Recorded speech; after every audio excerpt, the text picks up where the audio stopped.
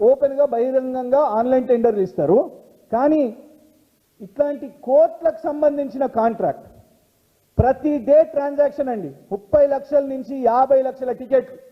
ఇందులో ఉచితంగా వెళ్ళే మహిళలు, మగవాళ్ళు అందరిది ఇన్ని కోట్లదేమో మీరు గోప్యంగా చేస్తారు. దీనికేమో ఎందుకు ఇట్లా సపరేట్ రూల్స్ ఎందుకు? ఏదన్నా ఒక్కటి పాటించాలి కదా. ఈ గోప్యంతోనే ఇవాళ మేము దీన్ని బయట పెట్టిన తర్వాతనే మీరు చూడండి, ఇన్ని రోజులు ఎక్కడ చెప్పలేదు. మేము చెలో మొబిలిటీ అనే సంస్థకి ఇచ్చినామని చెప్పలేదు, సోమ్ డిస్టిలరీకి నకిలీ మంది ఇచ్చినామని చెప్పలే. ఇది మేము బయట పెడితేనే మళ్ళీ ఏమంటారు, బీఆర్ఎస్ ఎందుకు ఇట్లా మాట్లాడుతుంది, మాకు సమయం ఇరా, మాకు హాలిడే కావాలి, మాకు హనీమూన్ పీరియడ్ ఇది. మేము 100 రోజుల్లో అడిగినాం కదా, 100 రోజుల్లోనే ఇన్ని స్కాములు తీసుకొని వస్తే ఇవాళ మేము బయటికి ఎత్తినాం కాబట్టి బయటికి తెలిసినాయి కదా. ఇవాళ బీఆర్ఎస్ ఈ పాయింట్స్, ఈ సోమ్ డిస్టిలరీ, ఈ బియ్యం గ్లోబల్ టెండర్లు, ఆ ఫ్లై యాష్ ప్లస్ ఇది ఆర్టీసీ టికెట్లు, ఇవి తీయకపోయింటే కనీసం అది కూడా ఎక్కడైనా పబ్లిక్ డొమైన్లో చెప్పిర్రా?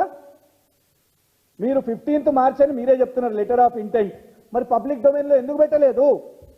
ప్రెస్ నోట్ ఎందుకు రిలీజ్ చేయరు? ధరలు పెంచుతారు, టికెట్ ధరలు కేంద్రము టోల్గేట్ ద్వారా అయింది అని అన్నారు. మరి అదెందుకు మీరు మీడియాకి రిలీజ్ చేయలేదు? గుట్టు చప్పున ఎందుకు చేస్తున్నారు ఇవన్నీ? మరిగా అంటే దాని బెనిఫిట్ ఏందో మాకు కూడా తెలియదు. చెలో మొబిలిటీ ఖచ్చితంగా అది కూడా అంటే స్టడీ చేస్తాం. సోమ్ డిస్టిలరీ అనేది ఎట్లయితే దిగ్విజయ్ సింగ్ గారి ప్రోద్బలంతో వచ్చిందో ఇక్కడ అనుమానాలు వస్తున్నాయి. అది మంచి కంపెనీ చెడు కంపెనీ కూడా మేము మాట్లాడతలేము. కానీ what is the reason that you have chosen only one company violating all the guide lines? అన్ని గైడ్ లైన్స్ ని పక్కన పెట్టేసి దేశంలో ఏ సంస్థ లేనట్టు, ఈ రాష్ట్రంలో కూడా ఏ సంస్థ లేనట్టు ఇది ఒక్కటే సంస్థ, అందుకే మేము టెండర్లు పక్కన పెట్టేసినాం, అందుకే మేము ప్రొసీజర్స్ ని పక్కన పెట్టేసినాం అని అన్నప్పుడు ఈ అబద్ధం కూడా ఎందుకు చెప్పాలి? మేము ఇతర రాష్ట్రాలకు పంపించినాము, అధికారులను పంపించినాము, మొత్తం పర్యటించుకొని వచ్చారు. ఏది 3 రోజుల్లోనా?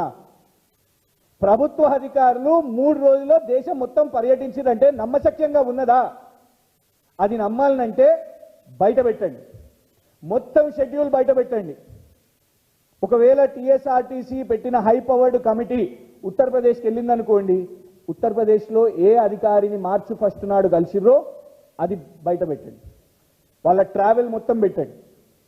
ముంబైకి వేర్రా మార్చి 1, 2, 3లో ఎవరిని కలిసిర్రో చెప్పండి. ఇది మేము సొంతంగా మాట్లాడతలేము. Everything line to line, word to word is based on వాళ్ళ ప్రెస్ నోట్ ద్వారానే. వాళ్ళు చెప్పిన టైం లైన్ ఇది.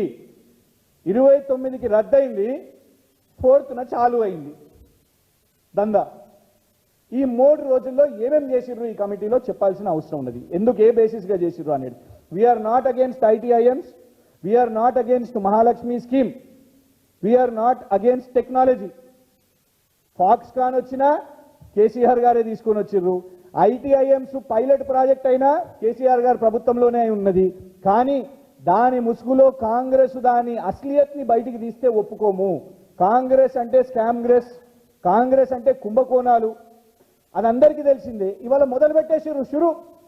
వచ్చినట్టు ఎవరికి వాళ్ళు పందికొక్కులు లెక్క. ఈ మంత్రి ఒక ఆయన బియ్యం మీద పడ్డాడు, ఒక ఆయన బూడిద మీద పడ్డాడు, ఒకళ్ళు ఇసుక మీద పడ్డారు, ఒకళ్ళు మద్యం మీద పడ్డారు, ఒకళ్ళు ఆర్టీసీ టికెట్ల మీద పడ్డారు.